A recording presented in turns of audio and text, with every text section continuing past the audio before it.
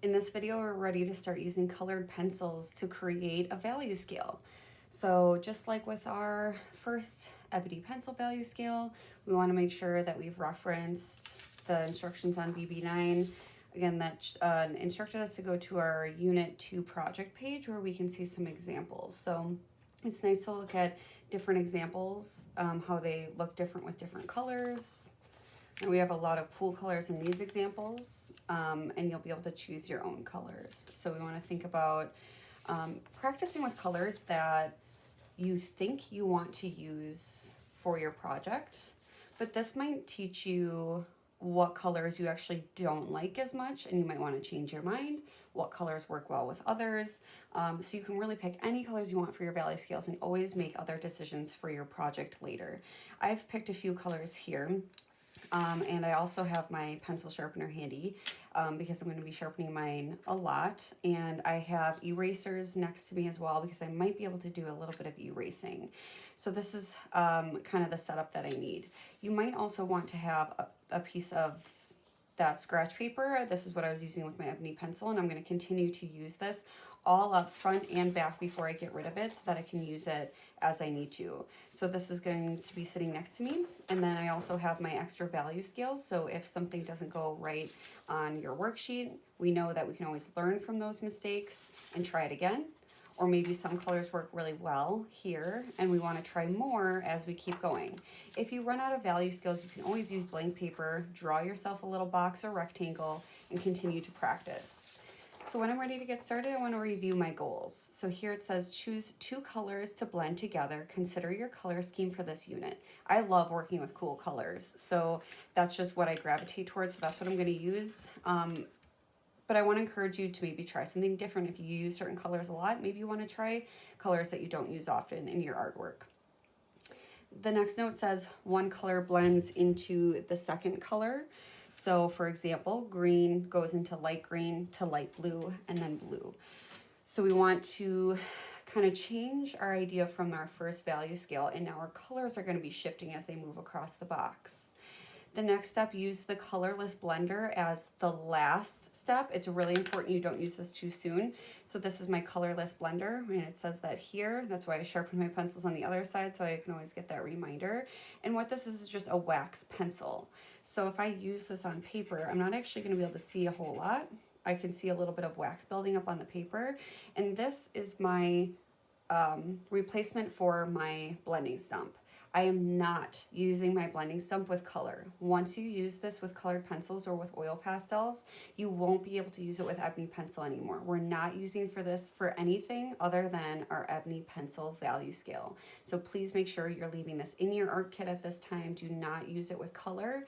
This is your one blending stump for this project. So if that happens, you'll just have to work with it. If I'm working at home and I either forget my colorless blender or I don't have one, then I can also use a white colored pencil. However, adding white over the top of your colors is obviously going to lighten it. So that's the nice thing about our wax colorless blender. It doesn't lighten the colors too much. It does make them more bright and vibrant, but this helps us blend without lightening the color too much. So this is an option for you in place of this if you need it. All right, so I've picked my 2 colors, but for the advanced option, it says 3 to 4 colors that blend together.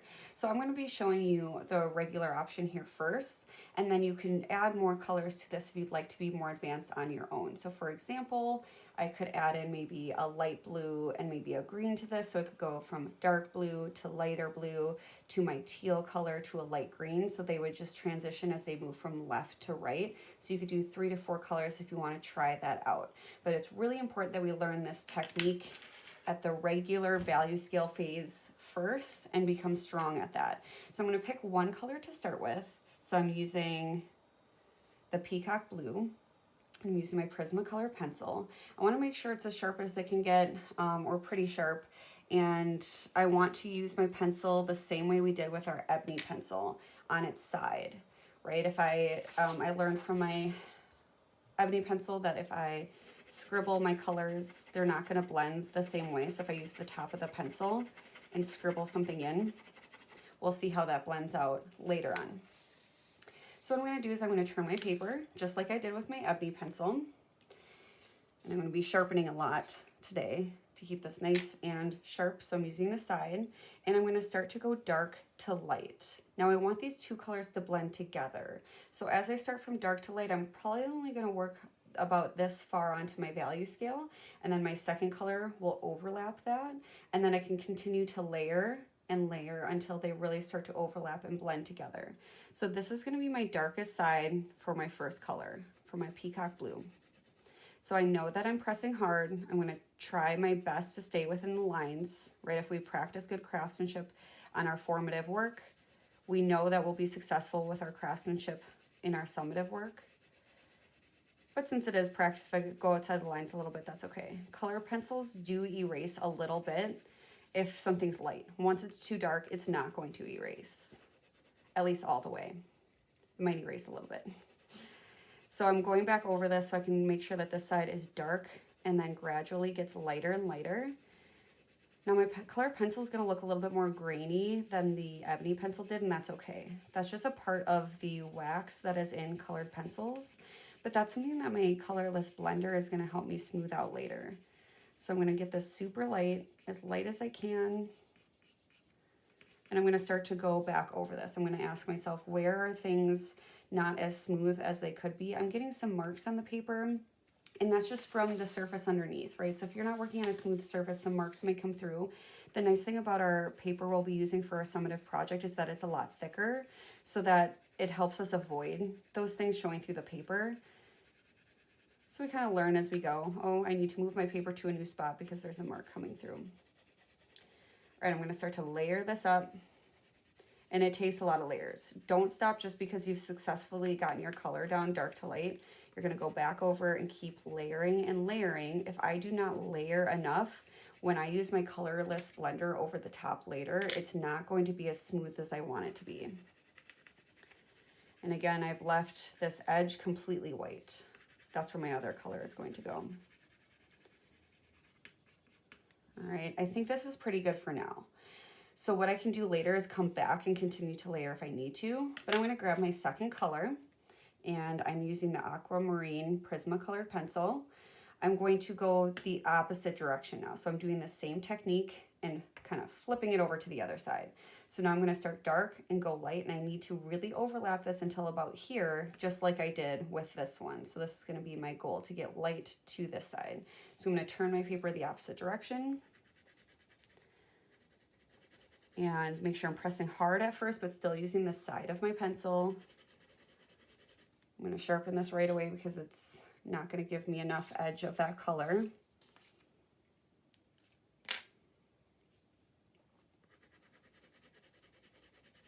Dark to light, so this side's going to be really dark. And then now I'm going to start to press lighter.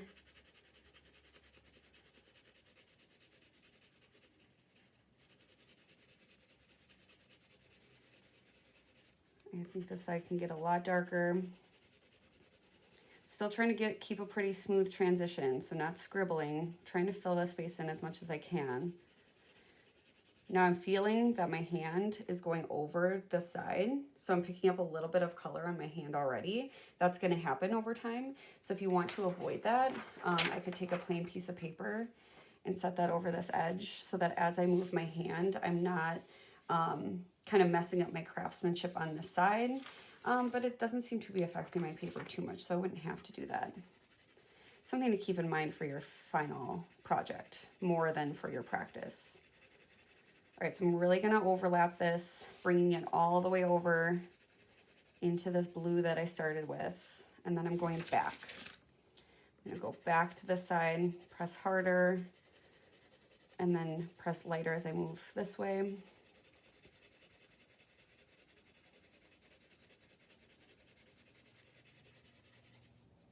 I'm going to fill my edges in a little bit, so I'm turning my pencil to go the other direction, but what I'm not doing is creating scribble marks, right? I'm doing this intentionally to fill in the edges, but I can't see those lines because I'm pressing light enough. All right, so I have some pretty good transition going back and forth. I think this side could use a little bit more of this aquamarine.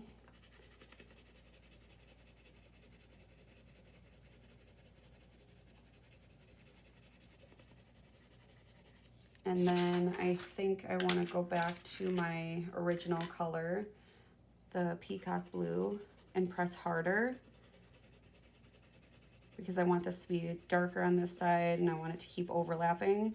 And it's going to be worth it to do this now because once I use that colorless blender, the wax pencil, it's going to be harder for me to layer up more color. So I'm bringing the blue over this way. I pressed a little bit too hard here with the blue. So I could try erasing a little bit, but I think what I want to do is just try and add a little bit more of the aquamarine over that. Right. Now I want to take this over some of my edges, going the other direction very lightly.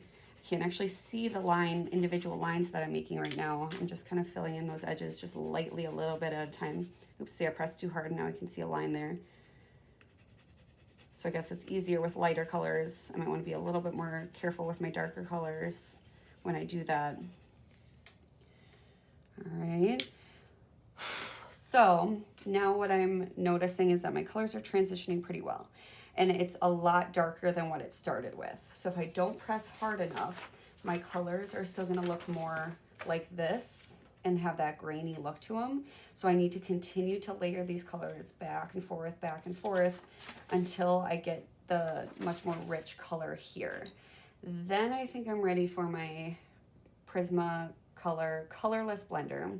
If I do this too soon, the wax is gonna build up on the colored pencil and it'll be harder for me to take color back over the top. It's still possible, but I don't know how well that will work once this step is done. I have used these before and I know that I probably want to start with my lighter colors and work my way to my darker colors. So I'm also going to be using this scrap piece of paper to clean my colorless blender off as I go. So I'm going to start here on this side and take this over the top.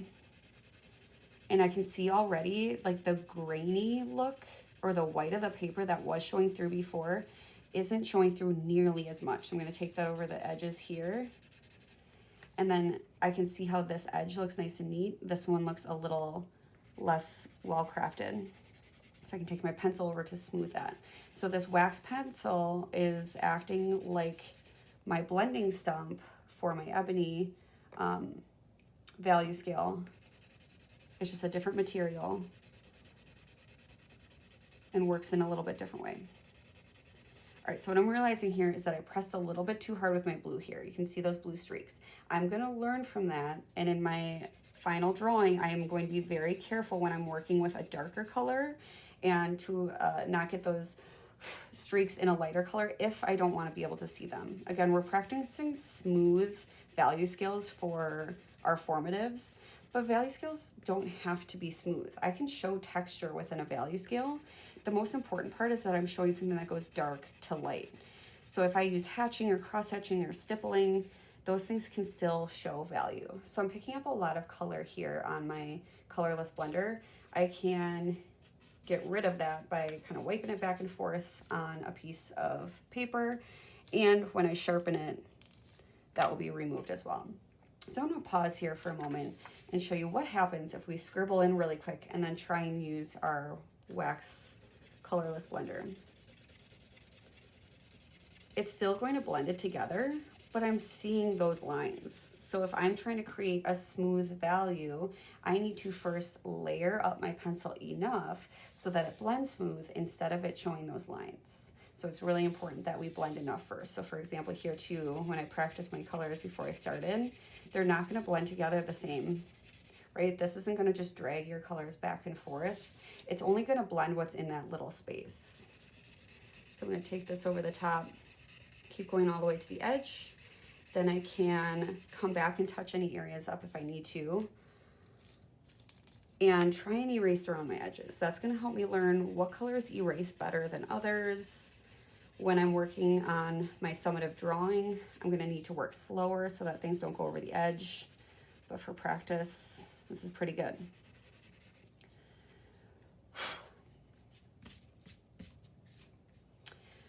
All right, so now I can try with my eraser, see what I can remove, what I can't remove, and then I can evaluate. So if I need to fill in some spaces more with blue, I can try and do that. However, colorless blender has built up a layer of wax. So it's gonna be harder for me to adjust my colors from now on, but I can still try if I need to. Yeah, this isn't gonna add too much. right? So that's why it's really important that we have a strong value and colored pencil down from the beginning, because we don't have that much opportunity afterwards to add more. So this is one color combination. Now what I can do is use extra value scales or just smaller pieces of a scrap sheet of paper on the back here and practice different color combinations. If I'm thinking about using lighter colors like a light yellow or even maybe warmer colors versus cooler colors, I really want to practice those to see how they're going to look, and I can try those advanced options as well. So I hope you have fun experimenting with these amazing Prismacolor pencils. They're very fun and vibrant. I love using them in art projects. So try as many value scales with these as you can. Good luck.